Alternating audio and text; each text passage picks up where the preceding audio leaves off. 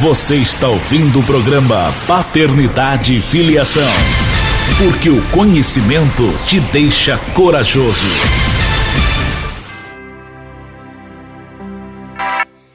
Olá pessoal, no nosso podcast de hoje, o texto bíblico base está em Lucas capítulo 12, a partir do verso de número 29 ao 34. Onde diz assim a palavra do Senhor: Não busquem ansiosamente o que comer ou beber, não se preocupem com isso, pois o mundo pagão é que corre atrás dessas coisas, mas o Pai sabe que vocês precisam delas. Busquem, pois, o reino de Deus e essas coisas lhes serão acrescentadas. Não tenham medo, pequeno rebanho, pois foi do agrado do Pai dar-lhes o reino. Vendam o que têm, deem esmolas, façam para vocês bolsas que não se gastem com o tempo, um tesouro nos céus que não se acabe, onde ladrão algum chega perto e nenhuma traça destrói. Pois onde estiver o seu tesouro, ali também estará o seu coração.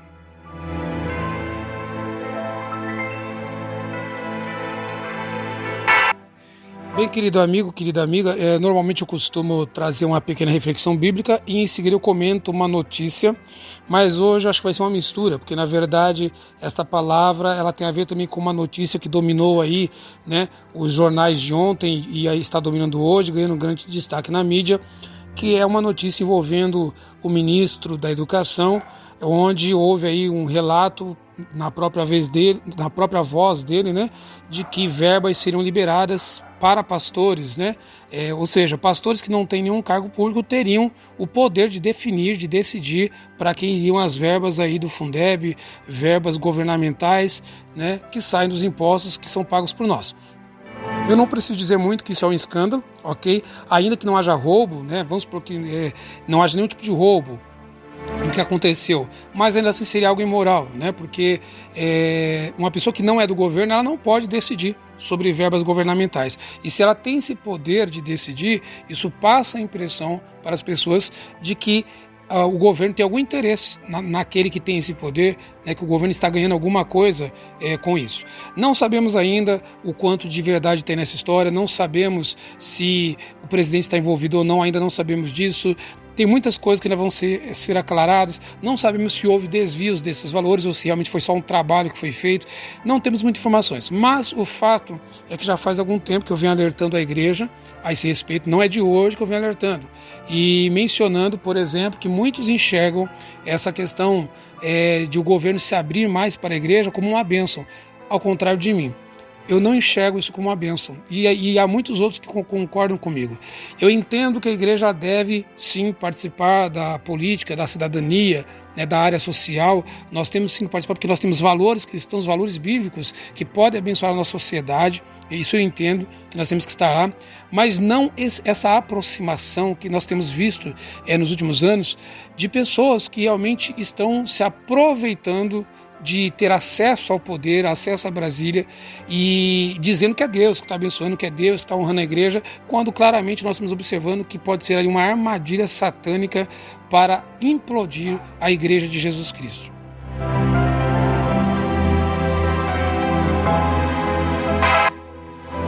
Nós sabemos que quando há escândalo de corrupção, seja envolvendo cristãos ou não, a corrupção ela começa onde? Na ganância, essa é a verdade, né? Toda a corrupção ela começa no desejo, na ansiedade de ter alguma coisa, de possuir alguma coisa. E quando nós vamos para esse texto de Lucas, capítulo 12, né? A partir do verso 29, o que é que Deus nos fala aqui? Não busquem ansiosamente o que comer ou beber, não se preocupem com isso, pois o mundo pagão é que corre atrás dessas coisas.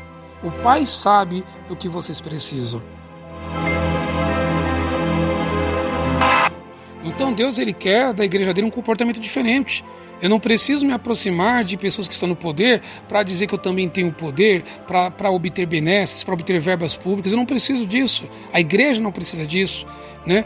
Mas há pessoas que elas usam até o próprio evangelho, distorcem o evangelho para dizer que é Deus que está abençoando, que é Deus que está abrindo porta e que a igreja tem que entrar lá no meio, que a igreja tem que estar lá no meio envolvida, se esquecendo que esse sistema mundano ele é dirigido pelo príncipe deste mundo, que é o diabo, que é Satanás. Ele é o príncipe deste mundo, o mundo jaz no maligno. Então quando eu entro nesse sistema, de alguma maneira esse sistema vai me atingir.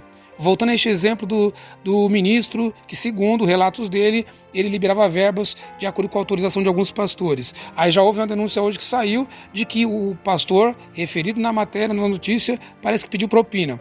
Nós não sabemos se essa notícia é verdadeira. Ela pode ser até mentirosa, inclusive, porque alguém pode estar se aproveitando da situação para, de fato, prejudicar os evangélicos, que nós sabemos que ganharam um poder muito grande no Brasil nos últimos anos. Mas, no entanto, o fato é que a partir do momento que eles entraram lá no meio, agora eles estão sujeitos a essas coisas. Então, por isso Deus alerta, que ele fala assim, não fique buscando ansiosamente o que comer ou beber. O mundo pagão é que corre atrás dessas coisas. Busque, em primeiro lugar, o reino de Deus, a sua justiça, e estas coisas lhes serão acrescentadas. E eu acho muito forte quando Deus fala aqui o seguinte: não tenham medo, pequeno rebanho, pois foi do agrado do Pai dar-lhes o reino. Então veja que Deus ele ainda fala assim, olha, vocês não tem que ter medo de nada, vocês não tem que ter medo da falta de dinheiro, da falta disso ou daquilo, porque foi do agrado do Pai, o Pai quis e está decidido que o reino é de vocês.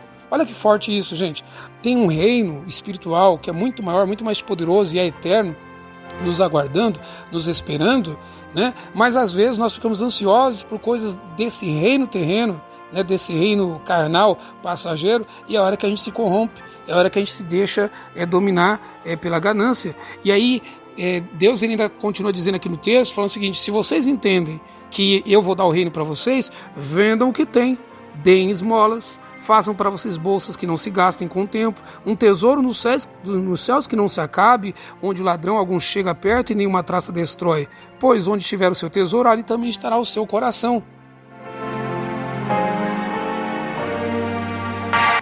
Então veja que o conselho de Deus aqui é o seguinte: olha, se vocês de fato acreditam que eu tenho um reino para vocês, então não fiquem mais acumulando roupas no guarda-roupa, muita quantidade de sapatos, muitos carros, muitas coisas. Muito pelo contrário, vende o que vocês têm, deem esmolas, compra uma bolsa que não gasta, compra uma roupa que não gasta, compra um carro que não gasta, monta uma casa que não gasta e viva com isso daí. Ele fala, porque onde estiver o seu tesouro, ali está o seu coração. E é uma verdade, né? Nós vimos que tem pessoas que elas entraram no mundo da política, por exemplo, e no começo elas eram santinhas, elas realmente eram bem intencionadas no começo. Mas quando começaram a ver o tanto de dinheiro que passa por lá, né, os trilhões de reais, a quantidade de verbas públicas e tanta coisa, começou com um desvio aqui, um desvio ali, e depois a pessoa chegou num nível de repente, até mandar matar alguém, até caluniar alguém, para não ser pego, por exemplo. Mas aquela pessoa começou daquele jeito, já matando alguém, já prejudicando alguém, não. Ela foi levada a isso exatamente porque onde está o tesouro, ali está o coração.